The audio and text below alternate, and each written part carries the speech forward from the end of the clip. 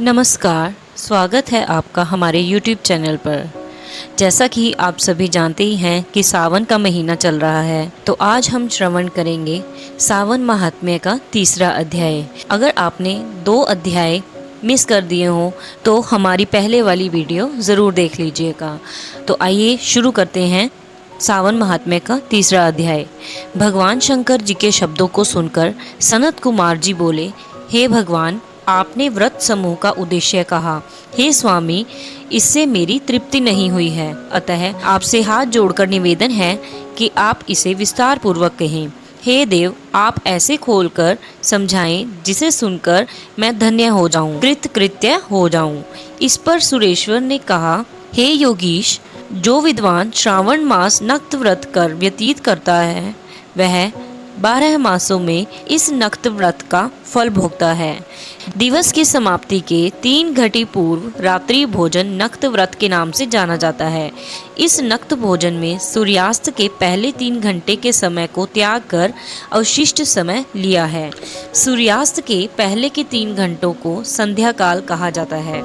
आहार, मैथुन, निद्रा तथा स्वाध्याय, इन चारों कार्यों को सायंकाल में बिल्कुल नहीं करना चाहिए।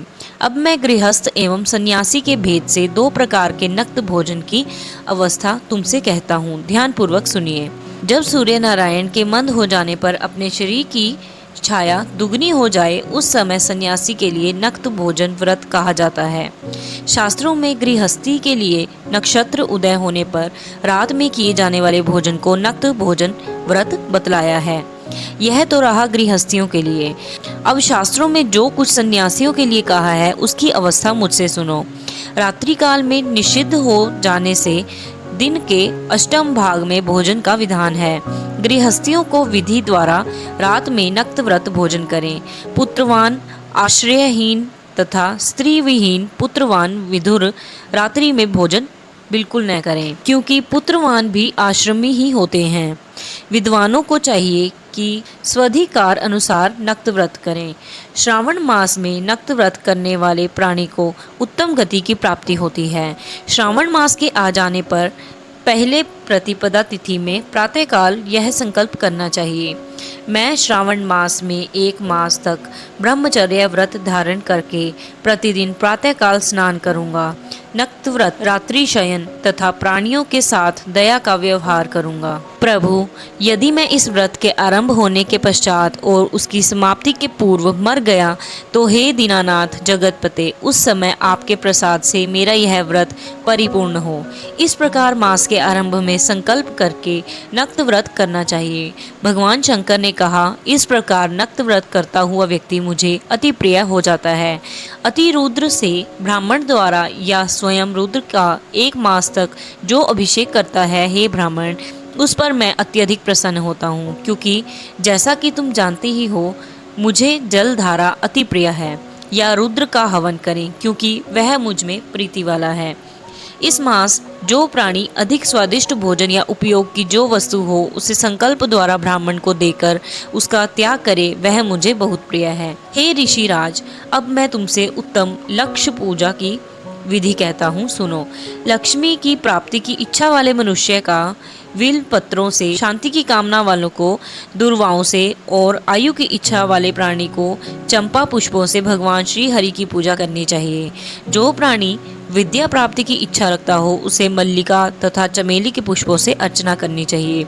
तुलसी दलों से भगवान सदाशिव और भगवान विष्णु प्रसन्न होते हैं। जिस मनुष्य को पुत्र प्राप्ति की इच्छा हो उसे कटेरी के पुष्पों से पूजन करना चाहिए। दुःस्वप्न जिसे दिखते हों उसे उनके नाश के लिए उत्तम धान्य से अर्चना करनी चाहिए। देव के सामने रंग, बल्ली, पद्म, स्वास्तिक और चक्र आदि बनाकर विभु का अर्चन करें। मनुष्य को संपूर्ण कामनाओं की सिद्धि के लिए सब पुष्पों से अर्चना करनी चाहिए।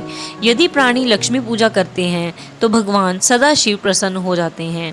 अंत में उद्यापन करना चाहिए। मंडप में प्रविष्ट होकर रात्रि में गाना चाहिए।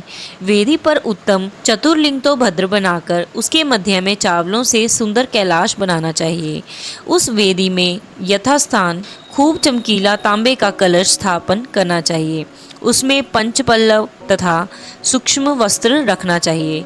उसमें पार्वती पति भगवान सदाशिव की सोने की मूर्ति को पंचामृत से स्नान करवाकर स्थापित करें और अर्चना करें। नैवेद्य युक्त धूप दीप वाद्य तथा वेद शास्त्र पुराण द्वारा रात में जागरण और प्रातःकाल स्नान करना चाहिए। पवित्र शास्त्रोक्त विधान से वेदी बनानी चाहिए। तिल घृत पायस मूल मंत्र गायत्री शिव सहस्त्र नाम से हवन करना चाहिए। शर्करा एवं घृत युक्त चावल से हवन करना चाहिए। फिर हवन कर पूर्ण आहुति कर देनी चाहिए। प्रातः वस्त्र अलंकार भूषण से आचार्य का अर्चन करना चाहिए। ब्राह्मणों का पूजन करके उनको दक्षिणा देनी चाहिए। जिन मंत्रों से उमापति की लक्ष्मी पूजा की है, अब उस चीज का दान करना चाहिए। सोने की मूर्ति बनवाकर भगवान की सदाशिव को अर्पण करनी चाहिए। संपूर्ण इच्छाओं की पूर्ति के लिए सोने की बत्ती चांदी का दीप बनाकर गो घृत से संयुक्त करना चाहिए। देवता से क्षमा प्रार्थना करने के बाद 100 ब्राह्मणों को भोजन कराना चाहिए। हे मुनि श्रेष्ठ, इस प्रकार जो मेरा पूजन करता है उस पर मैं अति प्रसन्न होता हूँ।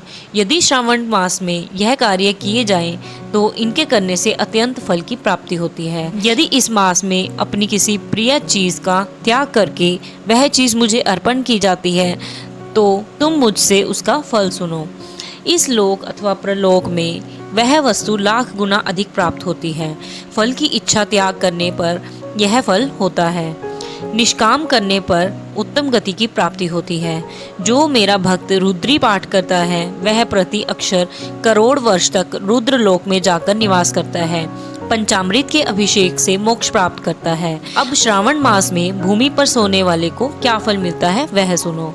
हे योगीश, मूंगी या हाथी दांत से बनी हुई या चंदन की बनी हुई नवरत्न से जुड़ी हुई मृदु गरुड़ चिन्ह के संपन्न कपड़े वाली रुई से भरी हुई गद्दे युक्त रमणीक झालरदार तकियों से संपन्न शैया उसे सुंदर स्त्री अन्न रत्नों से विभूषित मिलती है। इस श्रावण मास में जो ब्रह्मचर्य से रहता है उसका वीर्य अत्यधिक पुष्ट होता है। तेजस्विता बल शरीर दृढ़ता और धर्म कार्य में तमाम उपकारी वस्तुएं उसको सहज ही प्राप्त हो जाती हैं। उसे ब्रह्म की प्राप्ति हो जाती है। यही नहीं, निष्काम पूजन करने वाले को स्वर्ग में अप्सरा की प्राप्ति होती है। और जो इस मास में मौन व्रत धारण करता है वह श्रेष्ठ वक्ता हो जाता है। मौन व्रत दिन का हो चाहे रात का या भोजन के समय का हो। मौन व्रत में यदि प्राणी घंटा या पुस्तकें दान करे तो उसको सब शास्त्रों की जानकारी अपने आप ही प्राप्त हो जाती है। वह मौन व्रत के प्रभाव से बृहस्पति के तुल्य बुद्धि वाला हो जाता है। मौन व्रत वाले का किसी से झगड़ा बिल्कुल भी नहीं हो पाता। तो यह था सावन महात्म्य का 3रा अध्याय। अगर आपको यह वीडियो पसंद आई हो तो प्लीज़ इस वीडियो को लाइक कीजिए और ऐसी ही कथा कहानियाँ और जानकारी प्राप्त करने के लिए हमारे चैनल को सब्सक्राइब कीजिए और कमेंट बॉक्स में लिखिए कि आपको वीडियोस कैसी लगती हैं। धन्यवाद। ओम नमः शिवाय।